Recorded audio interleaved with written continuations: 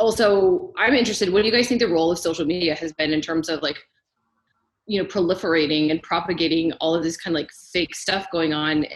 Do you think that that has negatively impacted people's willingness to do things, for example, like wear masks? It's like the coolest thing, like we literally have done as mankind, not the coolest thing, but one of the coolest damn things is like the ability of the internet and the ability of like what it breeds, like such a social media. It's like on one side, it's like this meeting would never happen without the modern technology, right? Like it's like unreal what it does. But it's it reminds me of the contingency. This is ridiculous, but it reminds me of like how I need to go get a driver's license, but I don't need to be trained on appropriate consumption of social media. I don't have to be trained on anything to have a child in this country. It's just no. Take it from me and Michelle and Chelsea. We don't. The responsibility, in certain ways, just is not okay for us morally or ethically as a culture to say like we need to kind of put some parameters and breaks around this. And so I don't know, I listen to a lot of podcasts where people are talking about like, oh, it's social media, it's negative.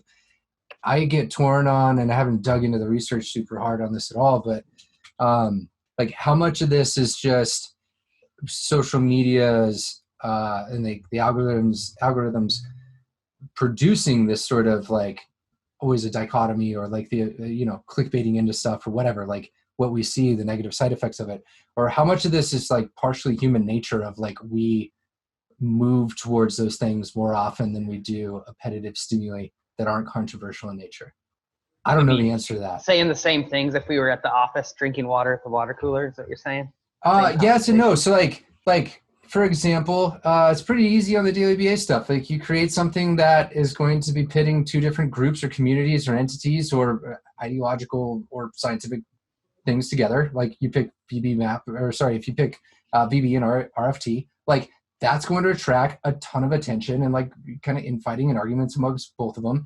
But if you present like, here's the amazing approach to RFT solely, like the RFT folks, my assumption here would be, and like there's some data on the channel actually, of like, that's not going to be watched as much for the RFT people. It's not going to be watched by the VB map people. Like it's going to perform less, like less people click into it, even though the whole point was similar content in a format that was not set up as in a juxtaposition. Does that make sense? Or like creating that like clickbait sort of like, let me entice you in.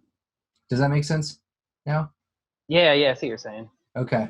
And that's where it's like, you can show good, you can show the negative, loosely speaking. And what I was getting at is the interesting discussions for me right now is how much of these algorithms are them like prioritizing negative stuff and that getting the clicks, views, shares, or how much of this is really kind of a human product of human behavior and like something, I don't want to go as far as like a principle, but like, you know what I mean? Like something that we just do more often than not when given the free opportunity to choose between the two of sharing good stuff or sharing controversial stuff. Mm-hmm. Does that make sense? Mm-hmm. Yeah. I bet Google and Facebook have the data to answer that. Oh, yeah. They do. They've got to. And like, I don't know if I've seen like that out there, but I hear it talks about on really big podcasts and a ton lately. I wouldn't be surprised if, I don't know, like it's weird. I don't want to believe in something as a behavior analyst and I have data, but I want to lean towards like, it's not just them exploiting the negative. It's more so like maybe something in our culture that we like are predisposed and kind of lean into. And it's really hard to fight it. Just like eating unhealthy foods. Like we can set up the contingencies to eat healthy and be healthy, but it's really freaking hard not to fall back into those behavior patterns, right? I don't know. Something I've been thinking about, I guess. I don't know if that was anywhere what you were going for, Sarah, but I think absolutely fascinating. Yeah, I think there's that. And then I think I'm not on much social media because it makes me so sad that other people exist sometimes. But to that point, like it's miserable in Central California. It is so hot. The fires. Well, I'm northern. Yeah, the sky is red today. and like there's soot all over my yard. It is miserable. I am so far away from anywhere outside to go enjoy.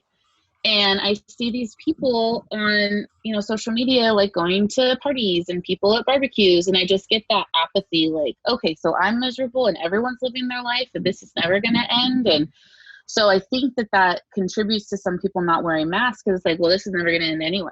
And everybody else isn't dying or. So I think that contributes. Obviously, that's not how I view things, because I don't live in Florida. All the videos from Florida. There's definitely some delayed discounting. There's definitely some delayed discounting involved in this, right? Yeah. Of until the contingencies get closer to home. Yeah. That's the one thing I find myself reminding people in my network of,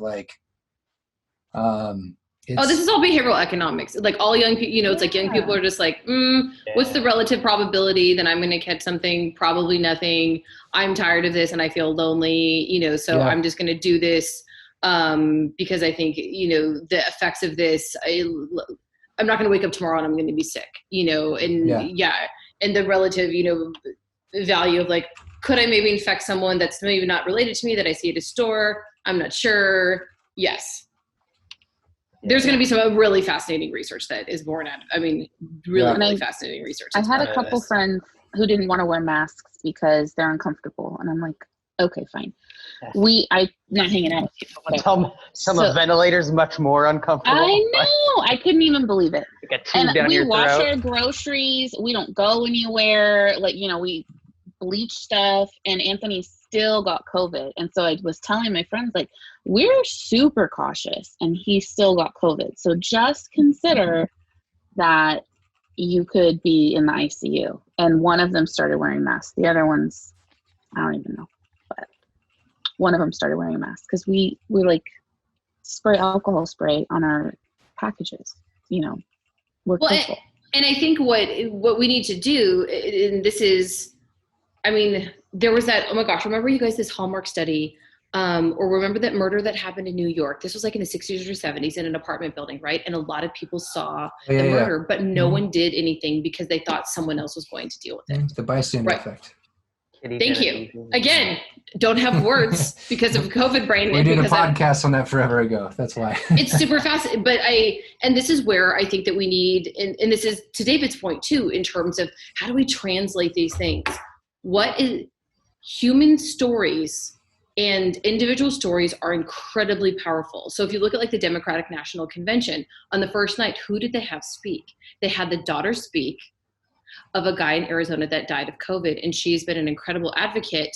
And even though it's just her father, and she was talking about her experience, I can't help but think that likely reached a lot of people that were kind of on the fence about something, because the story itself was so compelling and people felt this connection to her and a connection to her family and a connection to the emotion that she was feeling. And I think that we haven't done, I think that that's how we should approach these things more versus, and because this is also an issue we have in behavior analysis, we're going to show you a graph and that just seems like, that doesn't mean anything to me versus Ryan and I, for example, why do we do this stuff with On Location?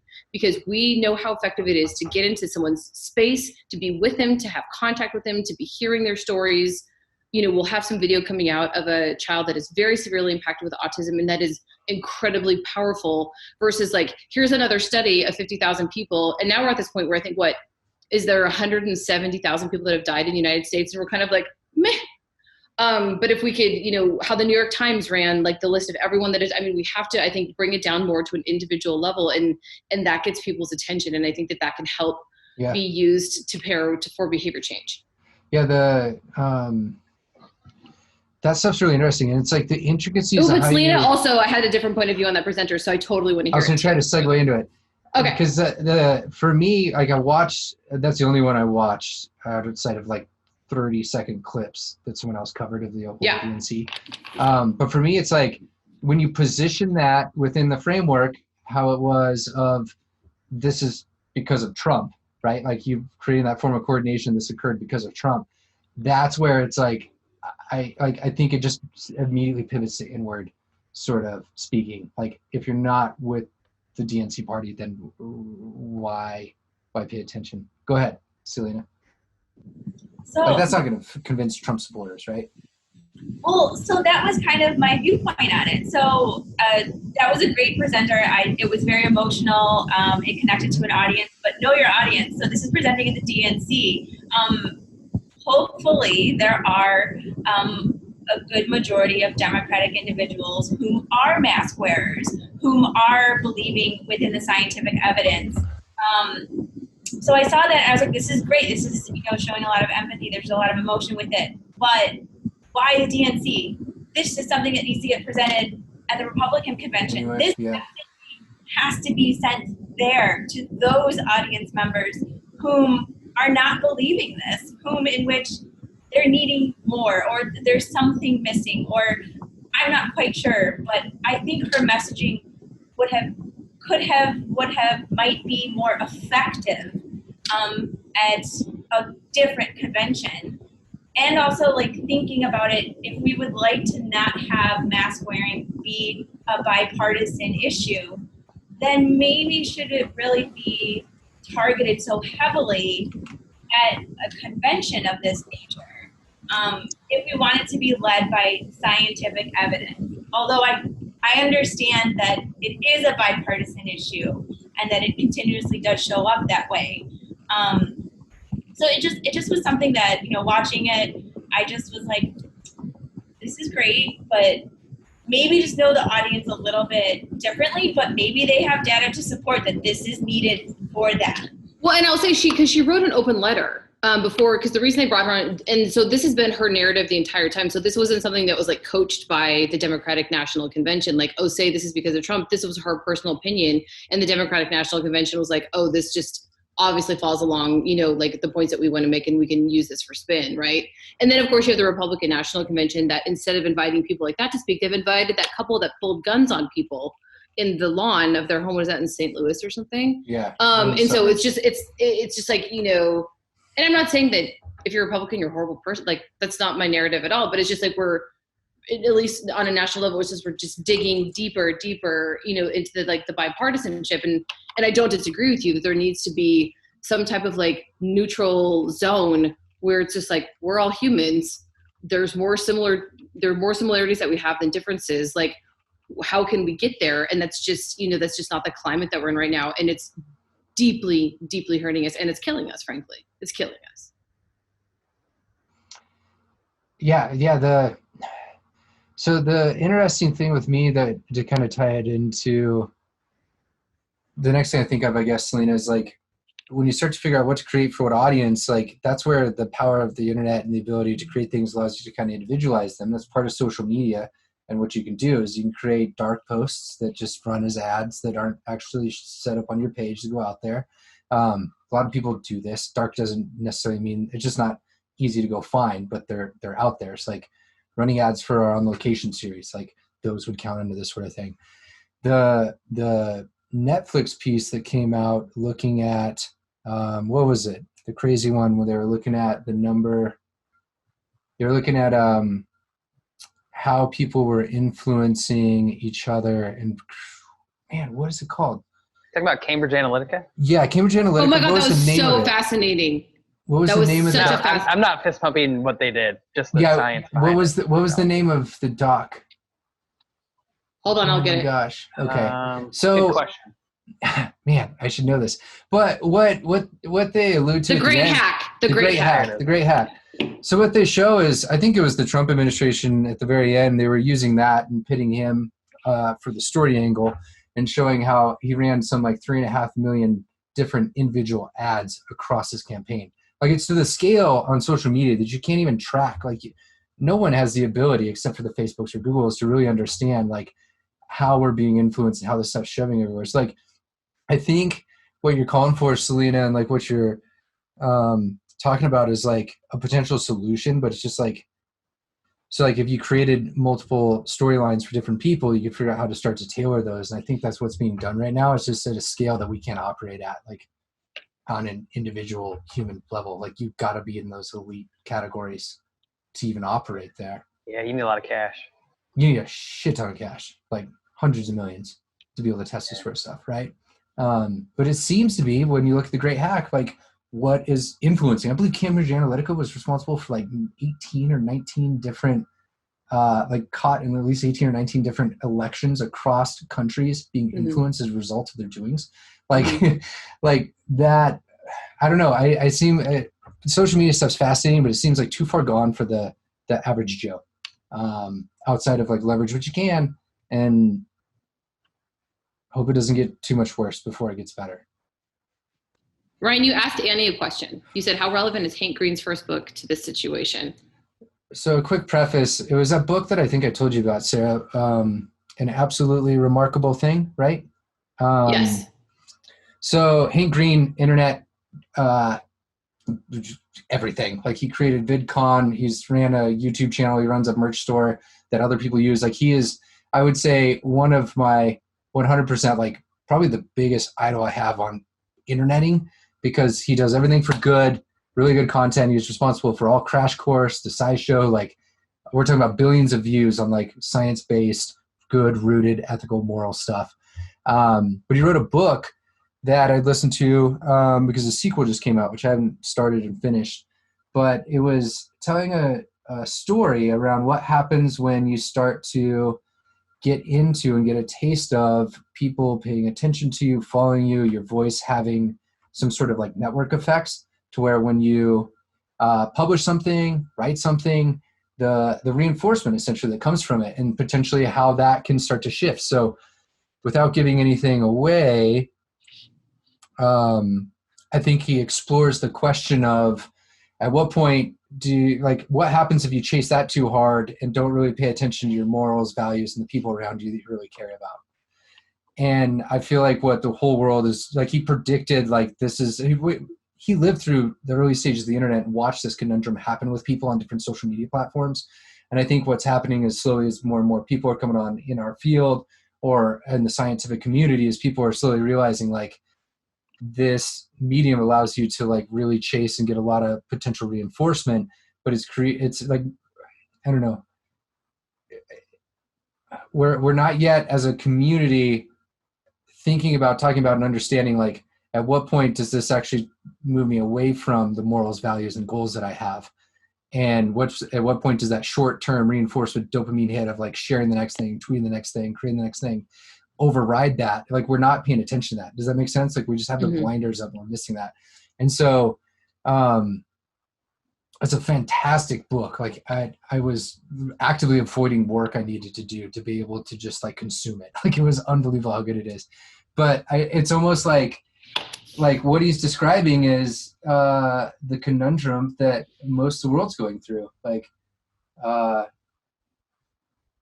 at what point do we share stuff because it'll get views and move us forward? At what point do we just not do that? And like all of these media companies, social media, but like mainstream media companies are just creating things that'll get that short-term reinforcement. And that's more powerful. And so many people are uneducated at that, how that works, that it feeds itself, except for the people that can understand like, hey, we should probably ask some more questions over here. But that's so much harder that like, why would we engage in that? Because the reinforcement's really thin and it's like not there. So it's like this imbalance that I think is just going to perpetuate until it explodes, like it completely implodes, which not a spoiler, but like that's where it leads in the book. like shit gets really bad because of that. So I don't know. It's almost like we have to taste these horrible contingencies individually and at a social level, culturally. And I guess that's what I'm convinced right now. I'm using this like a therapy session to understand my own position on COVID-19. We'll all send you a bill when we're done. What? Wait, can I interrupt you really fast, Ryan? Yeah. You specifically asked Annie about this book. So I'm curious, what was the perspective? Like, why'd you ask Annie? Annie, what did you have to say on and this? Clean up anything I may have misspoke on, please. Yeah, sure. So we had, Ryan and I had quickly talked about this last week. It's a really good book for those who haven't checked it out. It's very much of this time period that we're all currently living in, funny enough. I'm actually reading the second book as we speak. And when I read the first book last year, I didn't realize that it would make a bit more sense the following year. So not to give anything away, there's something that occurs in the world that this character lives in. She's living in the typical normal world that we all live in, but there's this catastrophic event that occurs, or this strange event that occurs, and it affects everyone, similar to COVID. 100% like COVID. It's 100% like COVID. It's such 100%. This guy saw COVID coming. It's bizarre in those regards. But what's interesting is if you were to read, I think that's how we would all perceive it now, what it does to this one character, to the main character, is really interesting, and it's all driven by social media. The behaviors that she engages in, the contingencies that she plays in, that she participates in, are all driven by and all shaped by social media and what's getting reinforced. It's a beautiful narrative of differential reinforcement, to be quite frank. And there are consequences. There are major consequences that occur. And to see that whole narrative play out, it's fascinating. On the micro level, the individual level, but also on the global level, and how these sorts of means of interacting with one another on social media can affect everyone on a grander cultural and social level. So I highly recommend it. If you don't like fantasy with a tinge of maybe of science fiction, it might not be your gambit. But if you are able to put that aside and read this text as truly a narrative of our time, it's COVID time, I highly recommend it, and it would be fun to talk about it maybe at a later time. So are you reading a Beautifully Foolish Endeavor right now, Annie? I am. Okay. I started it just because the end had me so pissed and hooked on and emotional that I had to start the next one just to know what the hell happened. So that's why I didn't read the first one, because I heard it was great, but everyone was like, the cliffhanger is unbearable. And he's like, I promise it's a 2-book series. So I was like, okay, I can wait and avoid this on the internet for a year, and then I'll read them both. Yeah, so good. I was just asking, I don't know if anyone else has read it, but I was essentially asking her just because it's been mind-blowing just from the social media angle of the world, but also the social media world of just behavior analysis, as well as how it parallels with COVID. It really is just unbelievable. And it highlights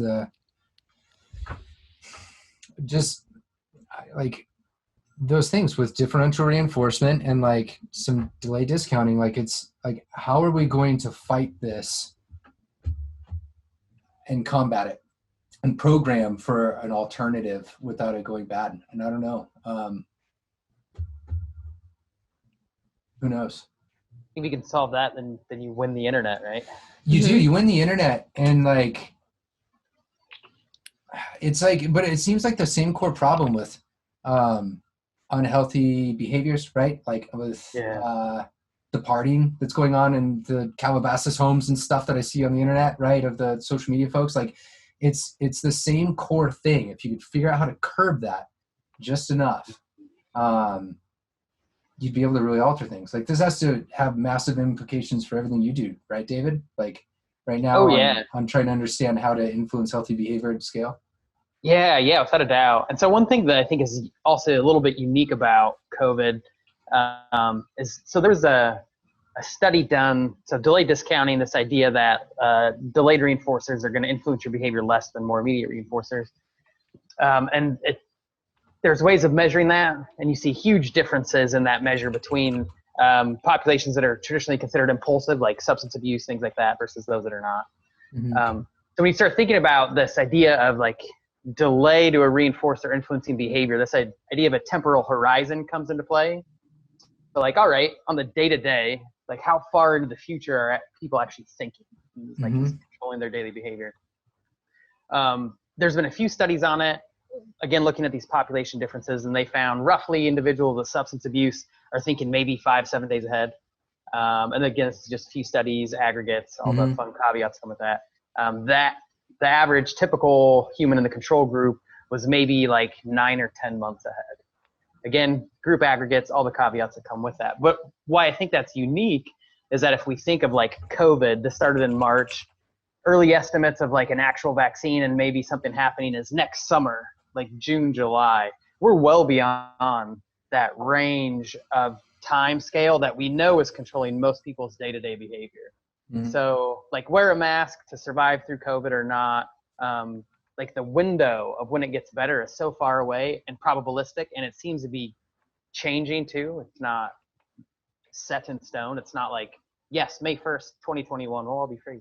So I think that's much more challenging from a delay discounting, shifting people's time sensitivities compared to like physical activity. You know, that's a Versa for a week, but if I can get you contacting that for a week, your body's going to start feeling better, and I might get you to contact some of those reinforcers more quickly. Yeah, okay. Same with like eating. But it's a challenge. I mean, in a lot of the stuff we do, we're trying to play around with scaling through like machine learning and things like that, how we may send messages to people to increase the likelihood they engage in healthy behaviors, and tailor it as individual as we can. That's also really hard to do. But those are real challenges I think a lot of scientists from a broad range of disciplines are trying to figure out, and no one has the answer. That's what I was kind of saying, like if you can figure this out, like how do I put something into Facebook at the right spot in the network to have a huge effect to shift the narrative and push people into different pockets of greater science literacy, or engaging in more healthy patterns of behavior for myself. You can figure that out. I think you'd win the internet. Well, I should say, if you figure that out without requiring the kind of money that Cambridge Analytica required, or something like that. But it's a challenge. Well, I guess kind of on maybe some optimistic, or I guess not so negative or doomsday outlook. So there was a really good article that I read from The Atlantic. I know it was The Atlantic's been mentioned at least twice. And so it's called The Plan That Could Give Us Our Lives Back. It's by Robinson Meyer and Alexis Madrigal. And so it is a bit of a long read, but it's well worth it. So it goes through the different types of testing that are out there. So I feel like we've kind of all heard about the Tickle Your Brain test, where there's a large nasal insertion. I recently have gone and gotten tested in which that was not the test that I was administered. It was more of just a saliva test. So it goes through that. There are different testing out there, and kind of why this is. And also within it, they go over some grant funding that has been provided to some laboratories, and then why they're needing this funding. And then additionally, even if they receive this funding, quite frankly, it's just not enough. The large mass demand for testing that is being required within the US right now, we're not going to meet that. There's not enough laboratories. There are not enough individuals trained to provide these tests. We are meeting an enormous supply and demand problem for individual testing. So they kind of go through some alternative options of what can we do? How can we move forward with this? And it's really, they break it down to group testing. You go to a restaurant, you go with a group. Everyone at that table gets tested. You go to, your children go to school. Everyone in that classroom gets tested, group tested together. They pool the testing, and then if there's a positive test from there, then they'll go into independent testing. But there's just not enough tests out there. We've already passed that brink. There wasn't, any sort of national cohesive approach to this, unfortunately. I thought this was going to be optimistic. Where we're at. Yeah. Optimistically, they said that it could be done. And it's a pragmatic solution, yeah. Cool. Sorry, I had to go for that. I know. I mean, but I'm just not reading many articles in which that there is it. It's just kind of like, this is the problem, but there's not many solutions to it. And then so they just provided an alternative for like May of 2021. This is what it could look like. And I was like, yes, I will welcome that. Like, this sounds great. For us to be able to collectively go out together, to have, connections with people in a larger group setting, maybe even attend a smaller version of a conference, just have group testing within that. That would be fantastic. I would love to see some colleagues. But then to David's point, that is probably right outside the window in terms of, how people plan and delay discounting. So then how do we create some benchmarks and some, again, it's kind of we have to have like some more positive outcomes in the shorter term in order to be able to get to that longer term goal that people are going to be motivated to do. And that's where I think the issue is people, it's like a you know, all or nothing kind of thing. Like, well, everyone has to wait for the vaccine, or everyone has to do this, and it's not going to happen for a year. Like, no one, that's not effective messaging to get people to engage in the behaviors that we want to see. Yep. Yeah. And I mean, like they go over to just kind of like the delay within the test of you get the test and then 7 to 10 days later you find out the results. Well, that's no longer a test because within those 7 to 10 days, there's just the variables of, you know, whom you've encountered since then. It's void. You know, so. Right. We have to do what Chelsea's husband, and what they had to do was like, we took the test and then we just stayed home presumptively. And a lot of people won't do that. Yeah. It was 12 days. And then I had to get tested because Kaiser said, yeah, you really should. Because I was like, I've been home anyway. It doesn't matter if I have it. I don't have symptoms. And then, but for the data, for the collective data, they said you should do it. Liability. Yeah, exactly. It took 8 days. My next quarantine, because my last day of exposure was the 15th, and then I was free on the 29th. And Zoe was free on the 29th, and I got it back on the 30th. I was like, oh man, because it took like 5 days to get in to get a test. So I know I'm like down the dumps a little bit with this sort of stuff, but for me, it's like, it seems like there's some core things that if we can figure out how to really influence at scale, you could start to really test and like move some of these things. Like, how do you build empathy, right? And the perspective taking of others. How do you build from the 5 to 7 day window to the year window, right? Of how far you're looking out. Like, that's a beautiful part of our science is like, there's ways to do this sort of stuff. And that's where you might be able to figure out longer way, but a way to kind of sidestep some of the larger companies and not have to like play their game. If you could figure out how to create that, like, would that combat the Facebook and Google's sort of effects that they can produce on people, right? If you could figure out a way to teach people to like the parameters of social media and what's going on here, right? Like, understand the drug that you're now using so that you can use the drug appropriately. Yeah. I think related to that too, another behavioral principle that popped up earlier that I don't know that we explicitly stated was that pairing of science with politics and kind of breaking that stimulus association, letting science be science. And mask wearing isn't a Democratic thing. It's not a Republican thing. It's just staying healthy. But I did throw in the chat, I'm not sure if y'all saw it since we're looking for positive things. This was a graphic from The Economist. The proportion of people around the globe who said they wear masks all increase, well, for the most part, increasing trend lines. So we're getting there. Yeah. I think that also comes back to media ethics, which I know we brought up also, is it's, some of the stuff is often opposed as like people wear masks versus people who don't. But if you look at the proportion in the United States, you know, it's 1 in 5 that say that they're not interested in wearing a mask. And that's much better than it was 3 months ago. Yeah. I wanted to share one other thing since we brought it up. So this is from the British Medical Journal. It's out of 2014, I believe. This is the best I could do on sharing it right now. But when it comes to like our role in helping curb these as like scientists trying to translate and create the right framing of messages, I found this really interesting. So it was what was contained in the press release. Did it contain exaggerated advice? How many of what they did is they sampled different press releases and then benchmarked them to the tests that were out there. So what you do is you look at how many of them contained exaggerated advice in the press release, how many of them had extended like causal claims, exaggerated causal claims, then how many of them had contained exaggerated inference from humans or to humans from animal research.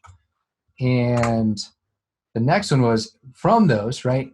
The news stories respectively contained similar exaggerations. So you see here, you'll see an increase across all of these. And it's not surprising, right? But if it's contained in the press release, like it's only going to compound and get worse as soon as you start to extend this out there. However, what they did is they looked at if you drop your exaggeration rates when it's not exaggerated, right? So if you can control for that, you can start to bring these down. So Sarah, when you'd mentioned like people are going out there and finding these things before they hit peer review, there's usually a press release around it at some point, or they're sidestepping that, they're getting it from somewhere else. But the way I understood this research was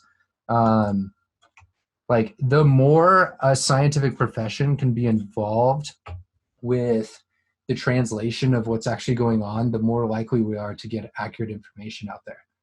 Mm-hmm. And it just creates like such an apparent